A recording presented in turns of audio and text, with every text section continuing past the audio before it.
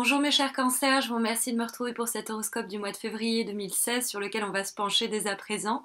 Alors la première carte que nous avons tirée nous parle des aspects positifs qui rentrent en compte ce mois-ci et nous avons la carte de l'empereur. Alors ça peut nous dire qu'un homme va jouer un rôle important dans votre vie ou un homme va rentrer dans votre vie. N'hésitez pas d'ailleurs à consulter votre ascendant ainsi que votre signe lunaire parce que y a cet homme qui est déjà apparu dans un autre tirage. Donc si les choses se répètent, il va falloir y prêter une attention toute particulière. Donc la carte de l'empereur, ça peut nous parler voilà, de quelqu'un qui va jouer un rôle important dans le cadre professionnel, amoureux, etc. Après ça peut nous parler de vous et nous dire qu'il va falloir se comporter tel l'empereur qui, vous le voyez, a à la fois un sceptre et une épée et n'hésitera pas à trancher, on le verra aussi avec l'arcane sans nom, les liens ou les situations qui le nécessitent. L'empereur, c'est une carte qui est très active, donc c'est une carte qui va vous encourager à prendre des décisions importantes ou à vous comporter de façon à gérer les situations qui vont se présenter à vous et peut-être même les relations. L'empereur n'a pas peur de dire ce qu'il veut, il n'a pas peur de dire ce qu'il pense.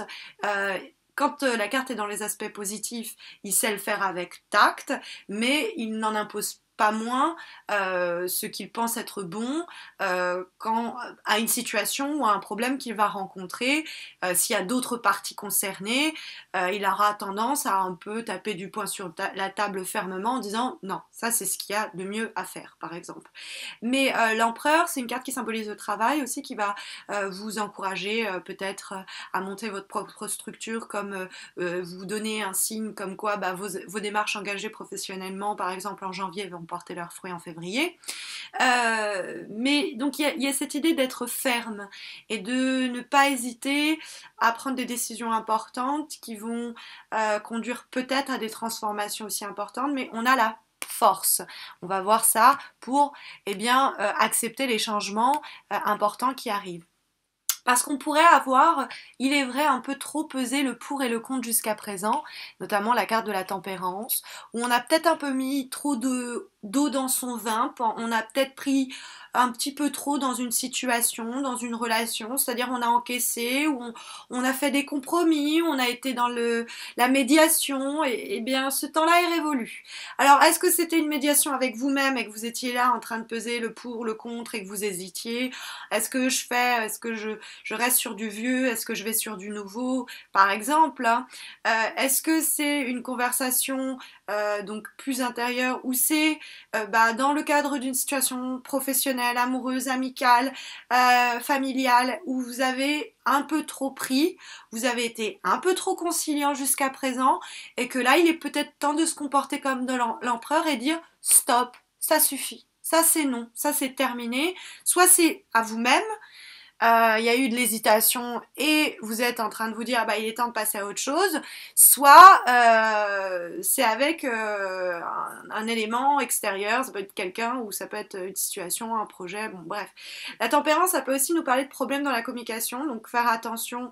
L'empereur, comme je vous ai dit, c'est ce qu'il veut, donc il peut être un petit peu tranchant des fois, donc peut-être ça peut nous dire attention à ça aux communications ou à dire plus sincèrement ce que vous voulez. Hein, tout simplement, on n'arrive peut-être pas à dire voilà, non. La tempérance, c'est aussi une carte qui nous invite à prendre soin de soi, physiquement, mentalement, de trouver une harmonie, un équilibre, et vous pourriez être un petit peu déséquilibré ou cocasse. Mais au-dessus, on a l'arcane sans nom, que l'édition de Morgan Greer, on va dire, ne s'ennuie pas à appeler très clairement la mort. Mais vous voyez, il y a cette idée avec la faux de couper, trancher des liens, des situations qui peut-être même pourrissaient jusqu'à présent, et là il faut s'en débarrasser. C'est l'idée de l'arcane sans nom, elle nous parle de mort effectivement, mais c'est aussi l'arcane de la transformation, de la métamorphose. C'est l'idée de faire table rase, tabula rasa, et hop, on va sur autre chose de nouveau. Mais après il faut avoir la force mentale, mais aussi les ressources, par exemple matérielles, émotionnelles, pour faire des choix aussi tranchants et importants. Mais l'arcane sans nom, elle est quand même là pour nous dire que en vibration, on le sait que ça c'est en train de se terminer, ou que ça faut le mettre à mort, ou que ça, ce schéma de comportement, c'est non, c'est terminé. Que ce soit extérieur, que ce soit le vôtre d'ailleurs, hein. Cette idée que c'est révolu. Et l'empereur, il va avoir la force de couper le lien, couper les ponts, dire stop, hein. Il va oser, et cette idée-là, elle est complètement confortée par la carte de la force, qui nous dit on va trouver les ressources pour justement mettre à mort quelque chose qui doit être mis à mort. Mais il faut savoir que la mort, c'est toujours, quand je parle de transformation et métamorphose, c'est en vue d'une renaissance, c'est le déblocage d'une situation. Mais ce déblocage, il se fait à la force des mains nues, c'est-à-dire par l'effort et la persévérance et l'endurance et la volonté. Il y a cette idée avec la force et l'empereur qu'on est très dans le... c'est presque très viril hein, comme association de cartes, où on remonte les manches et on se dit « Ok, maintenant ça va être comme ça ». Et parce que c'est inévitable de toute manière, parce que ça doit se terminer, ou parce que de toute manière, si je veux reprendre un petit peu de la puissance mentale, ou si je veux obtenir mes objectifs, atteindre mes objectifs, il va falloir inévitablement que des décisions importantes de ce type-là soient prises, ou que j'accepte de faire le deuil de quelque chose, ou que je pousse à la mort de quelque chose si c'est nécessaire. Mais ce sera en vue de débloquer la situation et de la gérer, parce qu'il y a l'idée d'arriver comme ça à maîtriser ses émotions, ne pas être dépassé par la situation, qui est le risque possible dans le cadre de ce tirage. Voilà, j'espère que cette vidéo saura vous aider, vous aiguiller au cours du mois de février d'une façon ou d'une autre.